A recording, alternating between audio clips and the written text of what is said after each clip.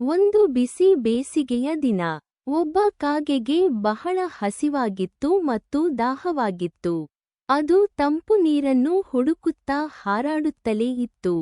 ಆದರೆ ಎಲ್ಲೆಲ್ಲೂ ನೋಡಿದರೂ ನೀರಿನ ಹೆಜ್ಜೆಯೂ ಕಾಣಿಸಲಿಲ್ಲ.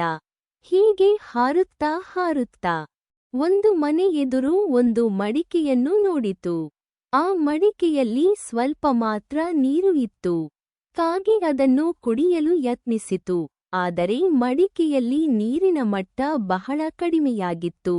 ಅದರ ಚುಚ್ಚು ಹಕ್ಕಿ ತೊಕ್ಕೆ ಮಡಿಕೆಯಲ್ಲಿ ತಲುಪಲಿಲ್ಲ.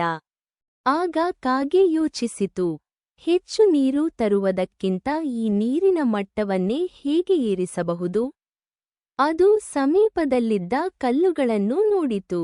ತಕ್ಷಣ ಒಂದು ಬುದ್ಧಿವಂತ ಯೋಚನೆ ಮನಸ್ಸಿಗೆ ಬಂತು. ಕಾಗೆ ಕಲ್ಲುಗಳನ್ನು ಒಂದು ತಂದು ಮಡಿಕೆಗೆ ಹಾಕತೊಡಗಿತು. ಪ್ರತಿ ಕಲ್ಲು ಹಾಕಿದಂತೆ ನೀರಿನ ಮಟ್ಟ ಆ ಕೂಡಲೇ ಏರುತ್ತಿತ್ತು. ಕೊನೆಗೆ ನೀರು ಮೇಲಕ್ಕೆ ಏರಿ ಬಂತು. ಕಾಗೆ ಸುಖವಾಗಿ ತಂಪು ನೀರನ್ನು ಕುಡಿದು ತನ್ನ ದಾಹ ನೀಗಿಸಿತು. ಪಾಠ: ನೈತಿಕ ಸಾರಾಂಶ.